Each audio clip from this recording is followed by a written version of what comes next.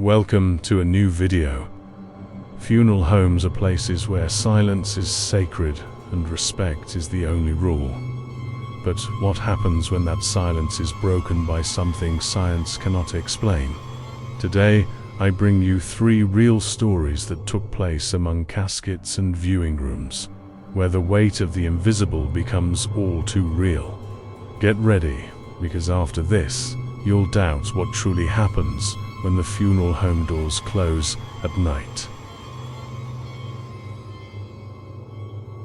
I spent half my life carrying caskets. You'd think it's a purely physical job, but after a while you develop an instinct for weight. You know exactly how much force to apply based on the size of the box and the person.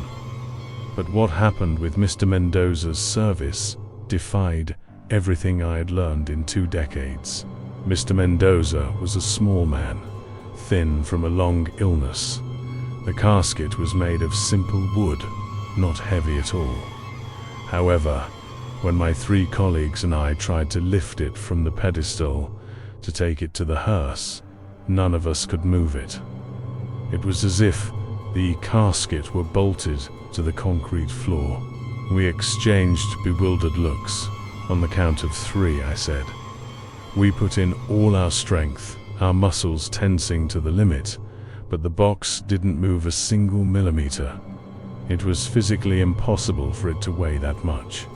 The strangest thing wasn't the weight, but the sound.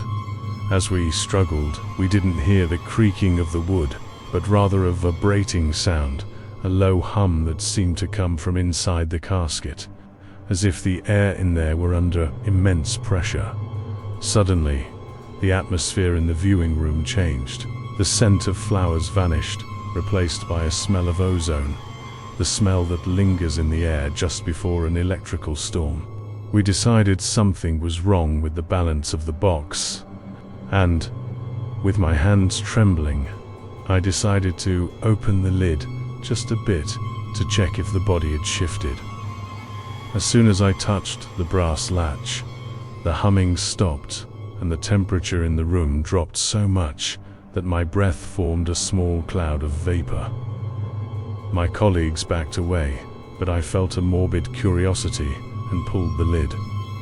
What we saw inside made us question our sanity. Upon opening the lid, the silence was absolute. Mr. Mendoza's body was there. But something had changed drastically since we prepared him. When a body enters rigor mortis, the muscles stiffen, but the features usually remain neutral or relaxed. However, Mr. Mendoza was looking at her with a smile that stretched almost across his entire face from end to end. But it wasn't a natural smile. It was as if his skin had been stretched beyond what was physically possible, revealing teeth that were far too white and perfect for his age. Most terrifying thing wasn't the gesture, but that despite being dead, his cheeks were rosy, full of life, while the rest of his body remained pale and cold. At that moment, one of my colleagues, terrified, tried to close the lid, but upon touching the edge of the casket, he screamed and pulled his hand back. "It's boiling!" he exclaimed. The metal and wood were burning hot, as if the casket were an oven inside, even though the air in the room remained frozen. Then we understood the nature of the weight. It wasn't that the body weighed more. It was that the casket seemed to be being sucked downward by an invisible force, as if the space beneath the box were not solid ground, but an infinite vacuum. Suddenly, the deceased's smile seemed to widen another millimeter, and a faint sound came from his throat. It wasn't a word, it was a sigh of deep satisfaction, as if he were enjoying our fear. Without saying a word, we all left the room. We didn't call anyone. We waited outside until the priest arrived. When he entered and sprinkled the holy water, the weight simply vanished. We were able to lift the box with a single finger. We never opened that casket again, but all the way to the cemetery, we felt the hearse vibrating. As we buried him, I felt an immense relief. But to this day, every time I see someone smile in an exaggerated way, I wonder if there is really someone in there, or if it is that same invisible force that decided to stay and live in the face of a dead man. My name is Clara, and I work at the reception desk of one of the oldest funeral homes in the city. Here, death is a routine business, but there is something that breaks all logic. 3 months ago, I started noticing a woman. She always dresses in strict black, with a lace veil so thick that it is impossible to see her face. At first I thought she was a very devout widow, but then I realized the reality. She attends every single wake. It doesn't matter if the deceased is a child, an elderly person, or a complete stranger. She arrives, sits in the back row, and begins to cry. But it's not a normal cry. It is a dry, rhythmic sob that seems to come from deep within her chest. The unsettling part began when one night, after the burial of a young man, I asked the family if they knew her. No one knew who she was. I checked the guest book, and her name didn't appear. But on the chair where she sat, there was always a small damp spot on the floor. One night of heavy rain, the funeral home was empty except for a single service in the main room. It was the wake of a man who had no family. I was alone at the reception when I saw her enter. She walked without making a sound.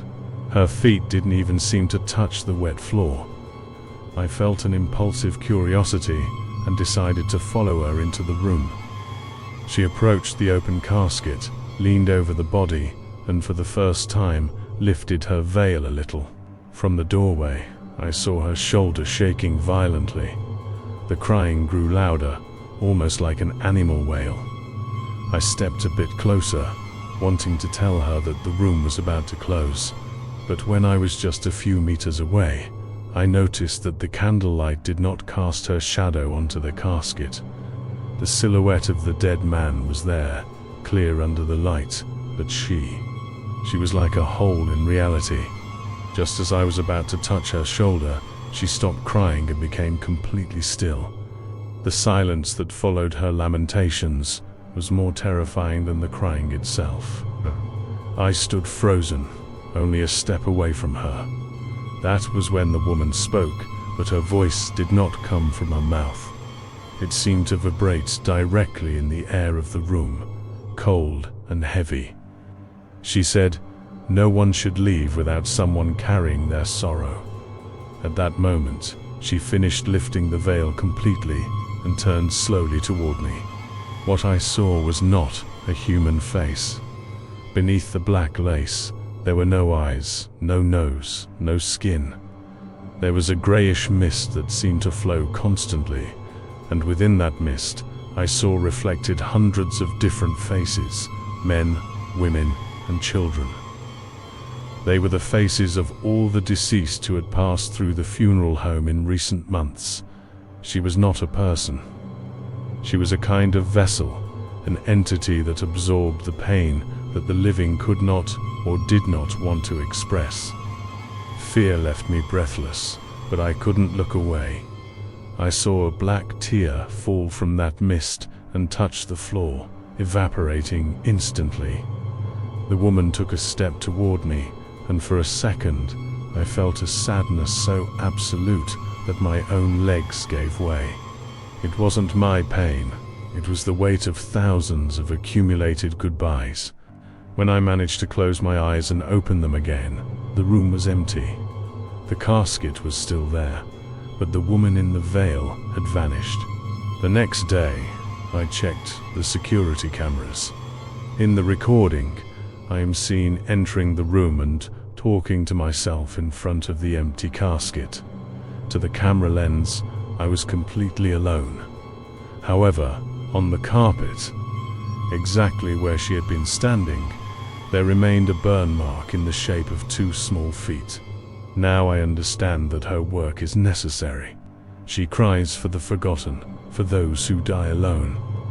But now, every time I hear a sob in an empty hallway of the funeral home, I wonder if one day she stops crying, who will carry all that sorrow she has collected?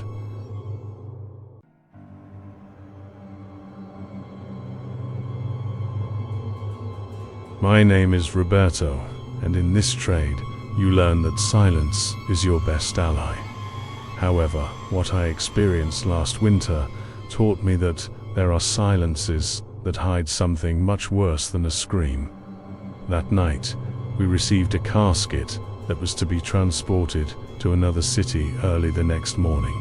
Per health protocols, the casket was already sealed from the hospital, or at least that's what the paperwork indicated. My only task was to check the condition of the wood, place the wax seals on the joints, and leave it ready in the waiting room. It was 3 a.m. The funeral home was in total calm. I placed the casket on the metal pedestal and, following procedure, gently tapped the wood to ensure there was no trapped air or loose parts. The sound was dry, solid. I finished placing the seals and retreated to my office to have a coffee.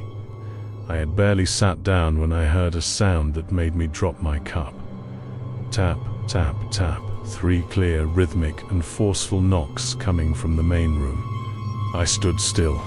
I thought perhaps the building was settling from the cold, but then it happened again, this time with more force. Thud, thud, thud. They weren't wood creaks. It was someone knocking with a closed fist from inside the casket. Panic raced down my spine. It can't be, I thought. That casket comes from pathology. It's impossible for anyone to be alive in there. I slowly approached the room, my heart hammering against my ribs. Upon arriving, I saw the casket was vibrating on the pedestal. The knocks were now frantic, desperate, as if someone was suffocating and needed to get out immediately. I took a crowbar, ignoring protocol and respect for the seals, and began to force the lid. It was so tight that it seemed something from inside was also pulling downward. With a final effort, the wood gave way and the lid flew off.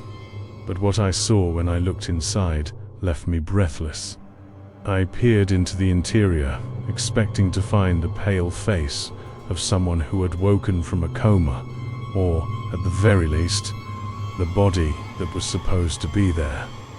But the casket was completely empty.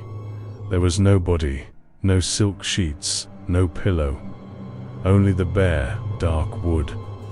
What chilled my blood was that even though the interior was deserted, the knocking didn't stop immediately.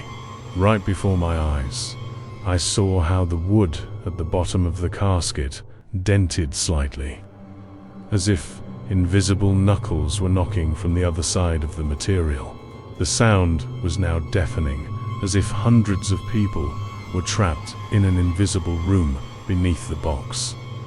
Then a metallic smell, like old blood and rust, flooded the room. I noticed that the weight of the casket was increasing by the second. The metal pedestal began to bend under a pressure that shouldn't exist. Desperate, I tried to close the lid, but something invisible pushed me with a gelid force, throwing me against the wall of the room. From the floor, I saw how an invisible hand marked the wood of the edge, leaving pressure prints that vanished instantly.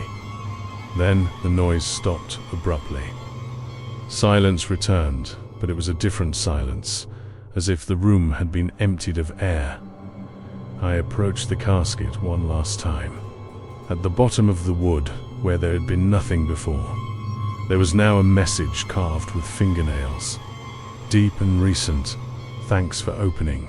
As I read it, I felt something brush past my ear, a cold current of air that shot out toward the hallways of the funeral home. When my colleagues arrived in the morning, they found a shattered casket and me trembling in a corner. They checked the hospital paperwork and discovered an administrative error. That casket was never supposed to have a body. It was a sample shipment that was supposed to arrive empty. However, no one could explain the internal knocking marks or the carved message. I resigned that same week. Sometimes, in the silence of my own room, I hear a small tap on the wall, and I wonder if, by opening that lid, I didn't just find a void, but let out something that had been waiting too long for someone to open the door. 3 stories that prove death isn't always the end of the road, but sometimes the start of something far more unsettling. If you've ever felt a sudden chill in a viewing room, or heard a sound where there should only be silence, maybe it wasn't your imagination. If you like the video, don't forget to subscribe and let me know in the comments which of these stories kept you from closing your eyes tonight. See you in the next nightmare.